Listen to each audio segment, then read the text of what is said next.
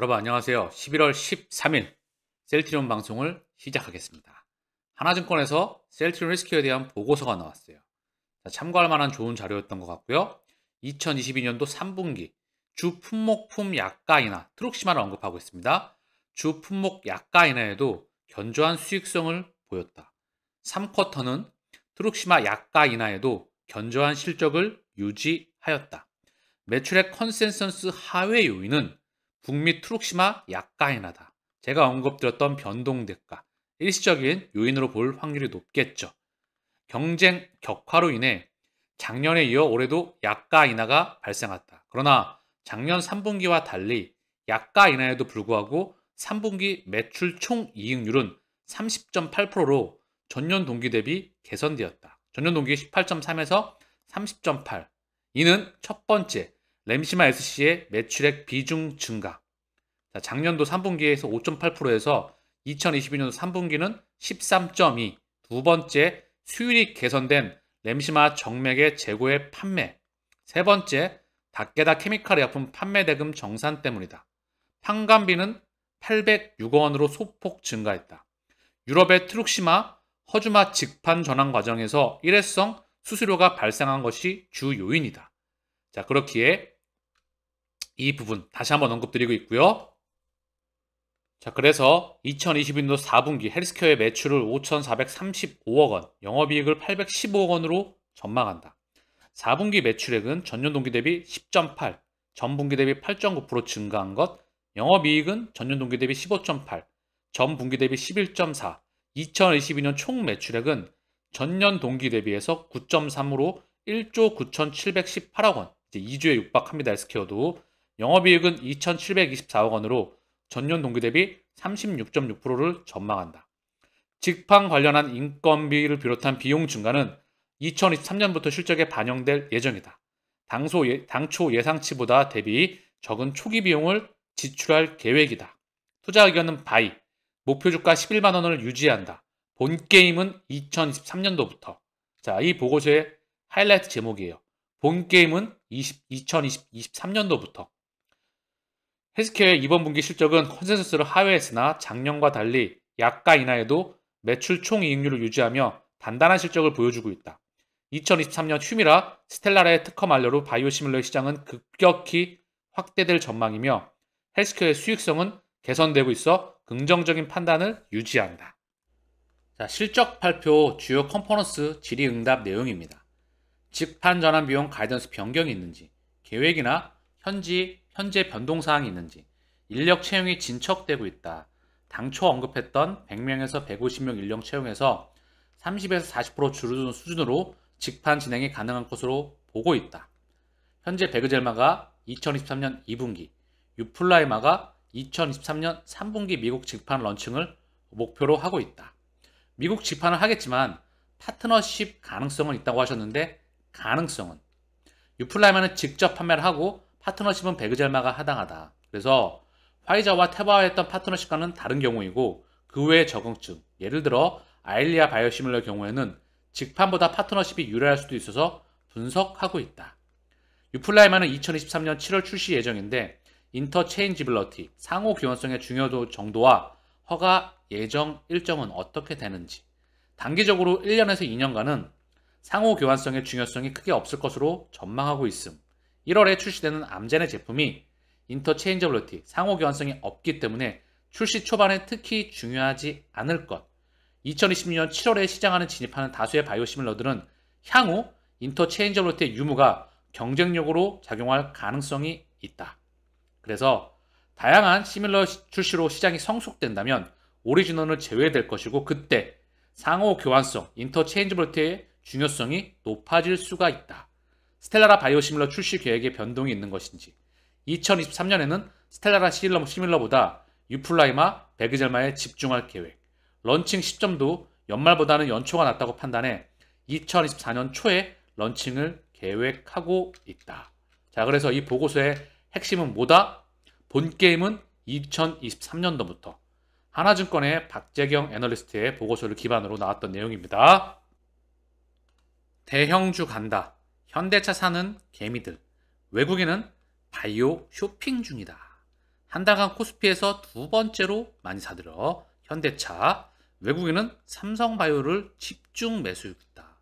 대형주가 간다. 1, 2, 3, 이 세 번째 면인 것 같은데요. 대형주가 간다고 하면 시장이 돌아선다는 부분이겠죠.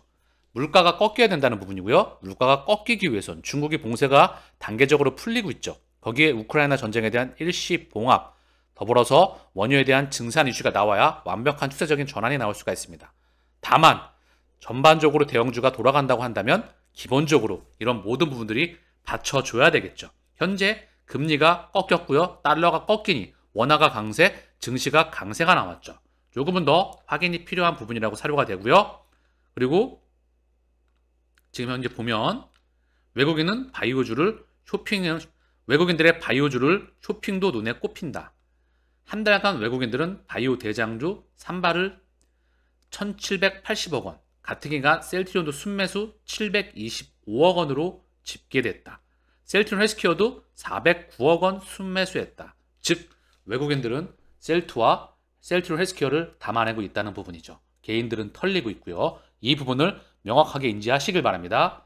제약바이오 3분기 실적 호황 희비 교차한다. 업계 성장세 가속화.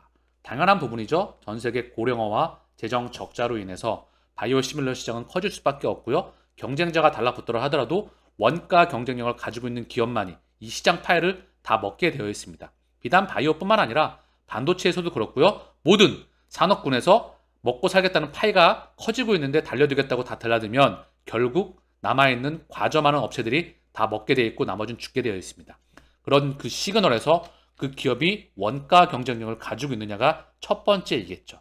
그래서 자 이제 뭐 한미약품, 종근당, 대웅제약 다 두 자릿수 매출 증가율을 기록을 했습니다.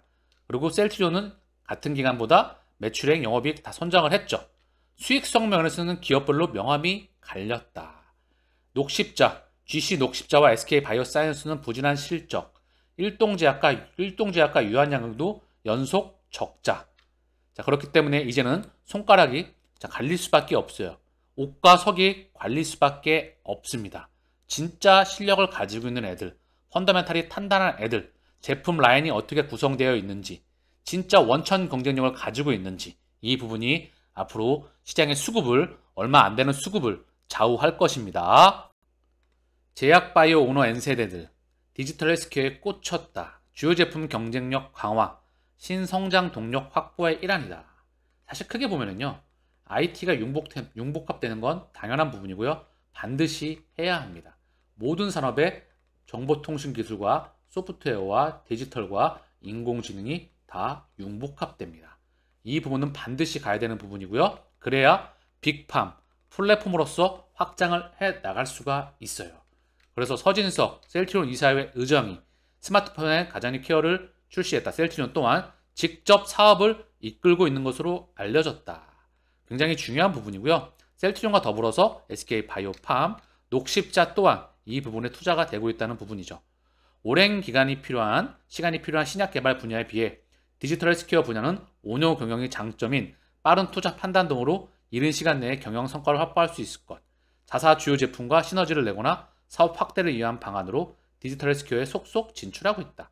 바로 투자에 대한 부분이 결과물로 안 나타내더라도 시간차를 두고 반드시 투자가 되고 전반적으로 인프라에 대한 투자가 확장되어야 됩니다. 이제는 디지털 헬스케어 영역에 대한 부분이 메타로서 이루어지게 되어 실물 경제와 메타, 가상 경제, 그리고 다시 한번 원격 의료, 그죠? 병원을 방문하지 않고 직접 통신망을 할 수 있는 그 시스템 또한 중요한 부분으로서 반드시 가야 되는 부분입니다. 자, N년차 셀리니님께서 자료를 남겨주셨는데요. 램시마 SC에 대한 자료입니다. 여기 보면 자료에 대한 부분이고요.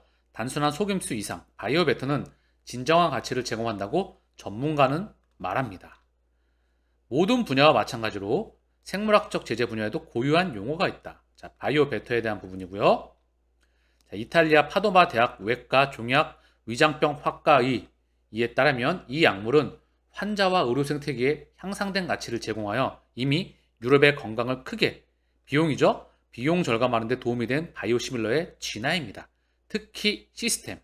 자, 이 이탈리아 파노바 대학의 에도라도 빈센조 사타리노, 이름이 어렵죠? 이 사바리노 이 교수는 바이오시밀러는 15년 넘게 오리지널 생물학적 치료에 대해 안전하고 효과적인 대안을 제공했으며 임상 실습에서의 사용을 지원하기 위해 상당한 임상 경험을 축적했습니다.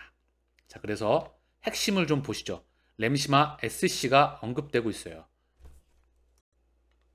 바이오 베터는 환자의 삶을 향상시키고 더 나은 임상 결과로 이어지며 의료 시스템에 대한 비용 부담을 더욱 줄여 충족되지 않은 미충족 요구를 해결하고 환자와 의료 전문가 모두에게 기존 치료법에 대한 대안을 제공할 수 있습니다. 자, 그래서 바이오시밀러 패러다임이 더 발전할 수 있다고 믿습니다. 한국 기업 셀트리온이 개발한 세계 최초의 바이오시밀러 인플릭시막 피하수사 제형인 램시마 SC의 사례를 강조했다. 바이오 베터는 생물학적 치료제와 바이오시밀러 도입에 마찬가지로 앞으로 바이오 제약 분야에서 혁신적일 수 있다. 생물학적 치료제의 도입으로 많은 면역 매개의 염증성 질환의 치료 패러다임이 바뀌었고 이후 바이오시밀러가 출시되면서 효능이나 안정성을 훼손하지 않으면서 치료비를 절감할 수 있었습니다. 자, 존슨앤존슨의 바로 자회사 레미케이드라는 이름으로 약물한 인플릭시마의 피하수사 전달은 염증성 잔질환 환자에게 도움이 되었습니다. 가정에서 자가 투여하는 제형의 사용은 질병의 심리적인 부담을 줄여 일상 활동에 미치는 영향을 줄여 환자의 삶의 질을 향상시키는 데 도움이 되었다. 바이오시밀러 패러다임이 더 발전할 수 있다. 램시마 SC, 끊임없이 의학계에서 인정을 받고 있다는 부분이죠. 유효성, 안정성, 편의성, 비용에 대해서도. 그렇기에 램시마 SC 하나만 갖고도 보물입니다. 국보이자. 그래서 얘가 지금 숫자가 폭발적으로 증가해 나가고 있어요. 올해만 해도 2천억 원이 넘어가는 얘 하나만 갖고도 드디어 얘 하나만 갖고도 2천억 원이 넘어가고 있다는 거죠. 2023년도에 미국의 신약으로서 기준점으로 2024년도 초가 될지 말이 될지 지켜봐야 되겠지만 이제 본격적인 본타는 2023년도부터 셀트리온의 모습이 예측이 되고 기대가 되는 부분이다. 자, 그래서 본 게임은 2023년도부터 라고 언급되었던 오늘 보고서를 기반으로 해서 우리 미래는 무척 밝다. 그렇기 때문에 월봉 기준으로 아래 꼬리를 계속해서 달아가면서 그들은 모아가고 있죠. 앞으로 크게 성장할 셀트리온 이제 2조이죠. 4조를 넘어서 6조를 넘어서 그 전에 전고점 돌파는 나올 수밖에 없습니다.